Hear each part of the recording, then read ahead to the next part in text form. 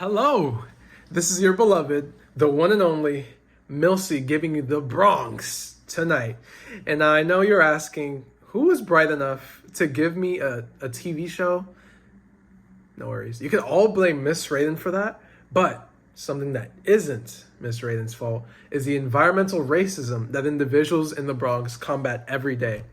Living in the Bronx, we have been conditioned to tolerate toxic fumes and industrial establishments that collectively corrode our health faster than any Beacon bathroom will ever do. And trust me, I'm not being hyperbolic, it is that bad. Admittedly, highly impoverished areas throughout the city are also subject to detrimental environmental issues. But the Bronx possesses an extensive history of environmental discrimination, and being a resident of the borough myself, so it's definitely not biased, I chose to focus on it. And without further ado, let's get right into the Bronx tonight.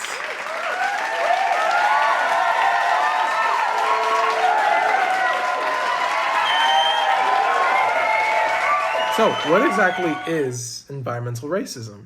And before you answer that question, no, there is no systemic oppression of trees where white women clutch their purses around certain trees or there's a tree to prison pipeline. You're wrong.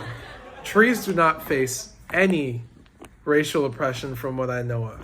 But what environmental racism really is racial discrimination based in the practice of regulation or policymaking that consciously ignores the environmental consequences of instilling clusters of industrial sewage plants in busy roadways in Black and brown neighborhoods.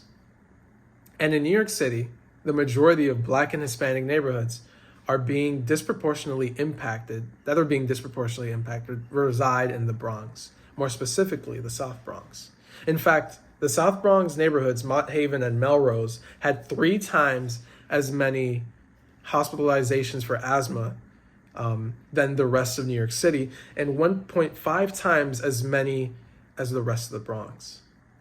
These numbers are not merely coincidences. And these numbers that should not be this high, nor continue to be this high. Yet, what are the aspects of the environment that are perpetuating these overwhelmingly high statistics? Honestly, to be honest, I would think it's the random fleet of hundreds of dirt bikes that casually stroll down the street. One, because you think someone just slam dunked Chernobyl into your chest. 2, because why the fuck is an entire country of dirt bikes in the middle of 3rd Ave?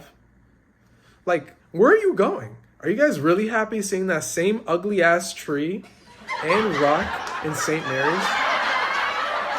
You know what? Let me look. Because another huge force that upholds these statistics are the plethora of highways asphyxiating the residents it harbors. The congested roadways, to list them, are Major Deegan, the Bruckner, and the Cross Bronx Expressway. The Cross Bronx Expressway is reported to have the worst congestion in the entirety of the United States. The Bronx just continues to win at literally all the wrong things.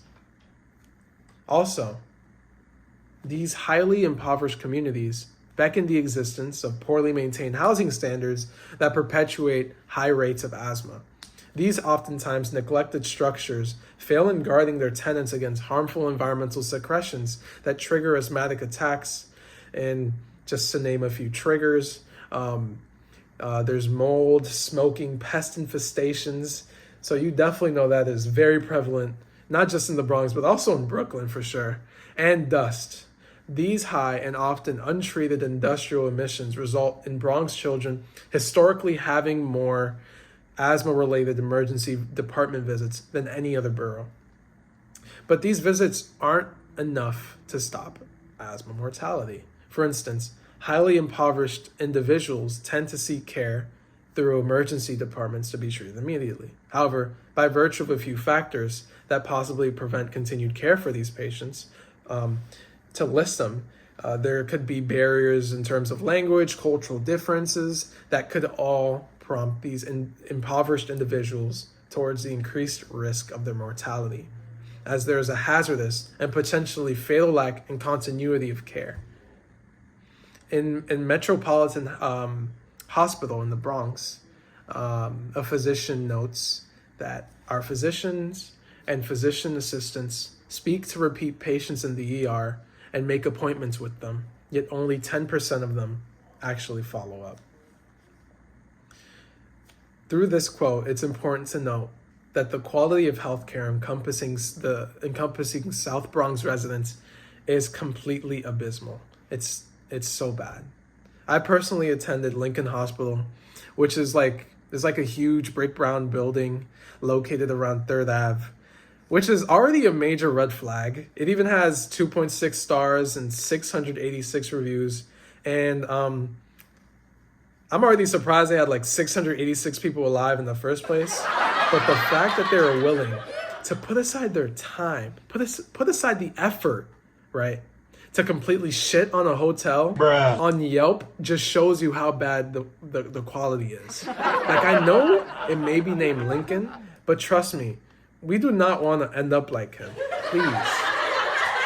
All these different facets of the same calamitous issue collectively produce the predicaments that Bronx residents endure every day, fueling the continued degradation of our lives. It isn't fair that our zip code determines so much about the future of our lives, especially life expectancy or the quality of healthcare service. But the implications of redlining and planned shrinkage, thanks Ms. Raiden, with not known negative action, have almost decided that for us. Hence, the Bronx has deliberately been a target of environmental racism and other joint forms of oppression. And because my zip code is 10455, I am exposed to the implications of Robert Moses' intentional infrastructural decisions of placing an entire expressway next to me. Not only am I coerced into living next door to an entire expressway, but for the majority of my life, I had to walk under it to middle school every day. And here's a video of that walk. Hey guys, I'm glad you guys decided to join me on our short and splendid trip. So yeah, the Bronx decided to waste no time, as you can see. I'm stepping over piles of trash like I'm in some sort of war zone. And we continue walking, and you can see there's kind of like garages and more garages that fix cars and all that jam. Yeah.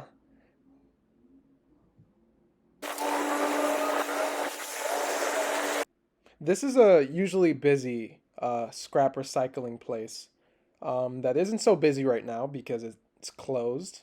But yeah, they usually recycle scrap. It's really busy, and you can see the floors are disgusting or dirty. And one of the main reasons why you see so much traffic circulating is because across the street, across from the Bruckner, there's actually the Hunts Point Market that functions as New York City's entire supermarket, delivering foods, produce all across New York City. No, yeah, as I was recording this part, I wanted to emphasize how trucks also pass on the Bruckner, obviously on the expressway, but also below it. So there's so much traffic circulating everywhere that it's just so asphyxiating and so damaging because you can't escape it. It's everywhere if you live around the Bruckner. You are not going to avoid the environmental racism because of Robert Moses being such an asshole. So yeah, it's inescapable. And we're coming up to Mr. Softy's like truck warehouse, which is disgusting. Like, look at that spoiled, ugly ass milk. Disgusting. It couldn't even, dispose it correctly. And they just leave that water to rot for some reason. Well, not for some reason, because they're obviously not going to clean that shit up. And I'm not even going to mention that there's a whole TV on a truck. Interesting. I had to slow down this clip so that you guys could see how disgusting. Like, look at those 10 feet deep potholes filled with nasty Brooklyn water. It's just nasty. It's nasty. And we're crossing the street, and I dial the camera over there to just show how close residential areas are to sites of high volumes of pollution. And that was done definitely deliberately.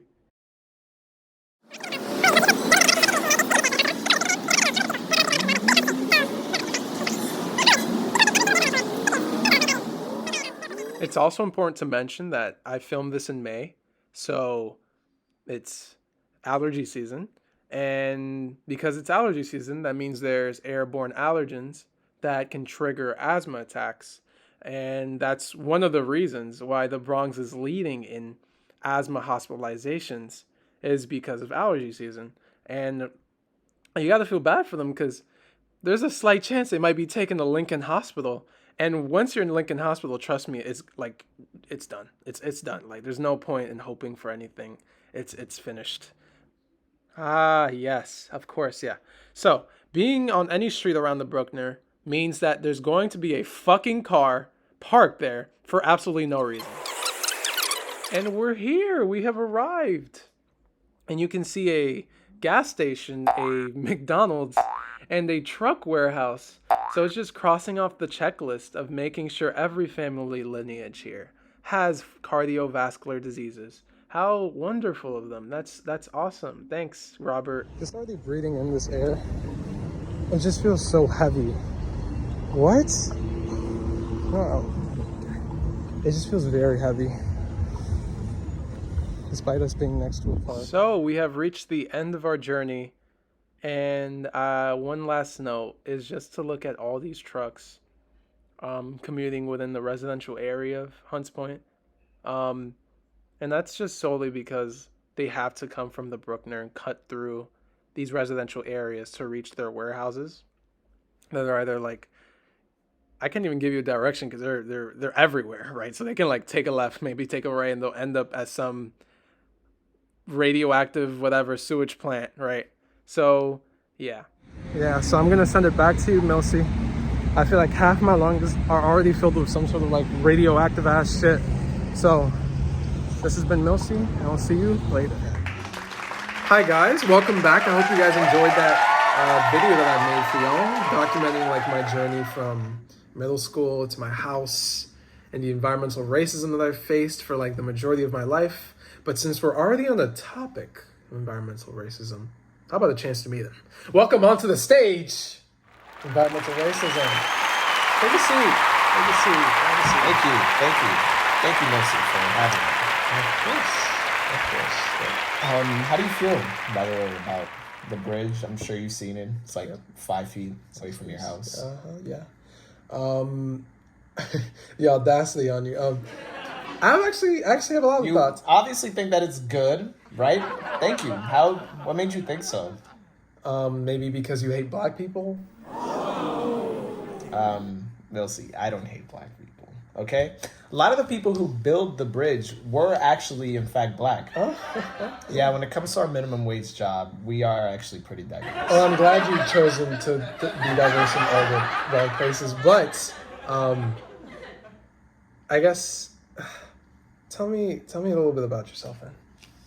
Well, so I'm kind of famous around here because I've coerced millions of Americans to be constantly exposed to toxic emissions. Wow, that is some track record you have. That's the top of my resume. Yeah, I'm sure that's definitely there. But I feel like you've probably done worse. You know, to actually quote a study by NYU Wagner, it says that 17% of children years 17 years old or younger, so that's 300,000 kids, by the way, so, right? Yeah, have had asthma at some point in their lives.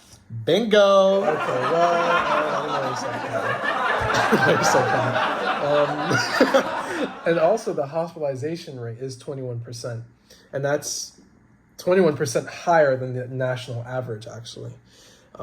So Hearing these numbers, how do they make you feel? Damn.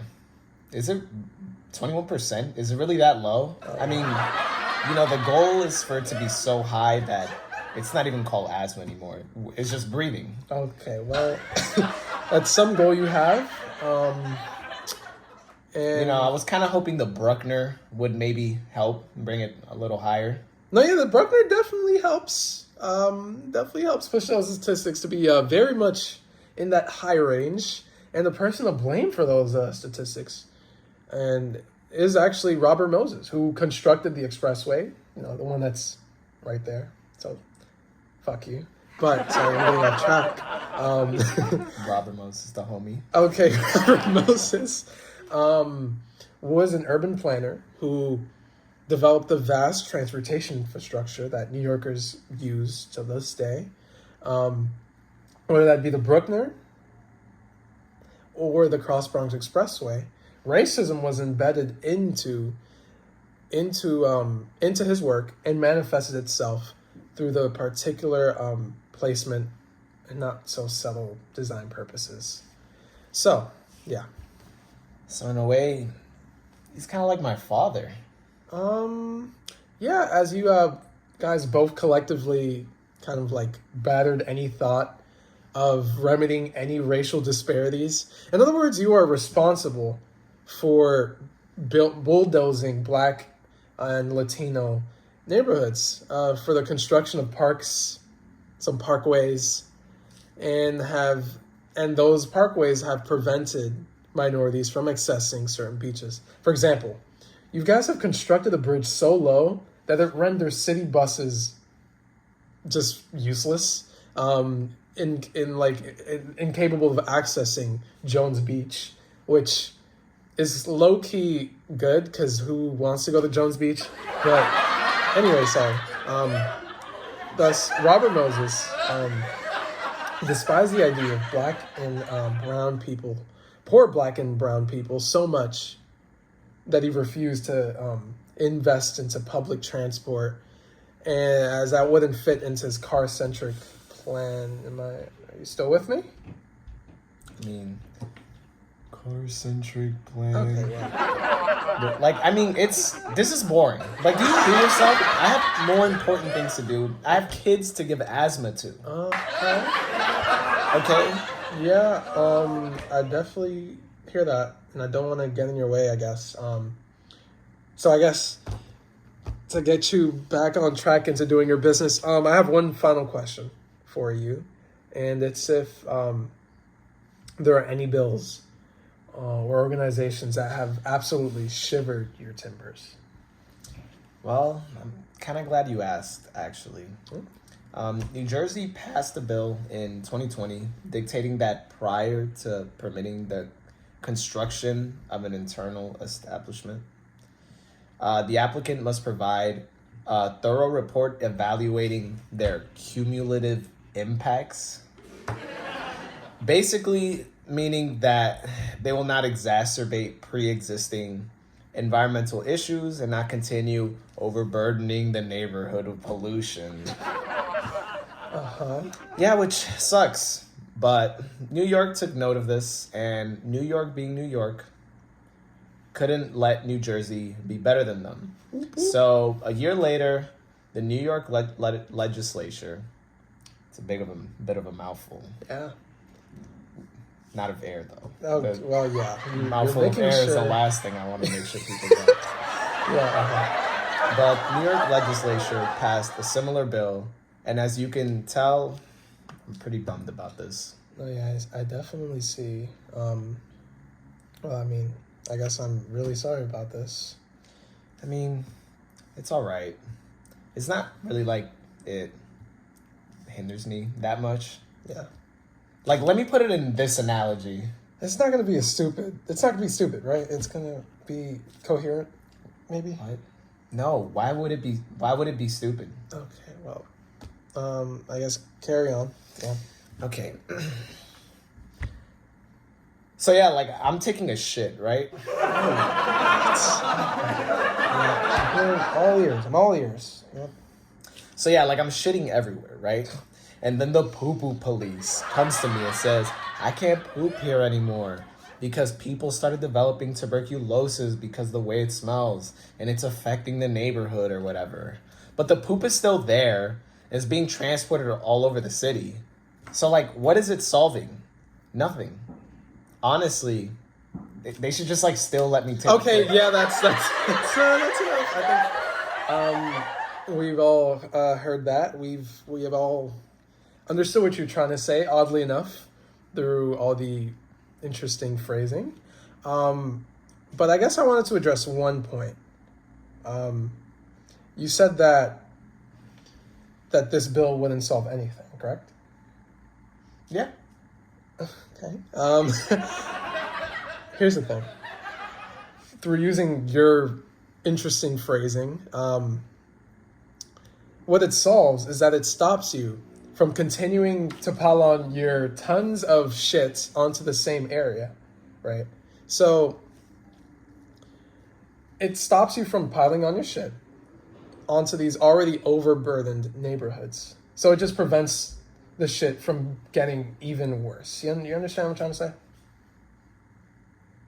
Yeah, I mean... It's catching on.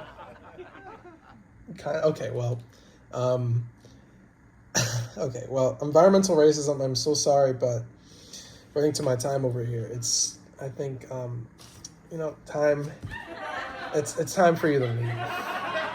Wow, I mean... Yeah, I wish we had more time, but... I feel like I just got here so soon. It's not because of the poop. Okay, well, no, it's actually not because of the poop thing. Just time just runs so fast, when you're having fun. It's so fun. Yeah, so can you leave, please? I mean, I've had, I wouldn't mind cutting into a bit of my business time if No, it's cool. You can keep that business time to yourself. Yeah. Oh. All right. Well, thanks, Ms. Chavez, and thanks to your lovely audience for having me. No, guys, please. No. Cheers. Pleasure. Yeah, that's enough. That's enough. I think you see your way out. We are selling merch. No, that was definitely very interesting. But I guess one of the most important things that we did talk about was the bills, and that even these bills, these aren't enough. We can't afford to wait until each disadvantaged neighborhood in the South Bronx reaches the maximum amount of polluting facilities, as the longevity of the issue still remains. The application of genuine remedy would emphasize the importance of allocating our attention towards the conversion of diesel trucks to alternative, more environmentally conscious vehicles. This legislation should have been a concentrated attack against environmental racism through the passing of other policies alongside with it. Yet frankly, it isn't. This doesn't feel like a win. It feels like we haven't done much at all. That's why it's more important than ever for grassroots organizations like We Act and South Bronx United to continue their fight for environmental justice through the growth of environmental literacy and the promotion of environmental literacy. Historically, urban planners have used the path of least resistance when deciding the location of polluting establishments. But thanks to the help of these organizations, the residents of the South Bronx and other disadvantaged neighborhoods are gradually becoming more environmentally literate, learning that tolerance of low life expectancy, tolerance of high asthma hospitalizations, and tolerance of a tangible form of racism is utterly unacceptable. And that through this tolerance, we are perpetually oppressed. We are coerced into accepting this reality because the jobs it will bring, but no occupation is worth the generations of corrosion this brings for our health, for our precious lungs. Is the air we breathe really a privilege, or is it a right? It's time we stop letting industries decide for us. Thank you so much for giving me your time. I've been your lovely host, Mosiades, and don't forget, continue the fight, but not here. We keep it classy in the Bronx tonight, and I will catch you in the next episode. Thank you so much. Peace and love. Goodbye.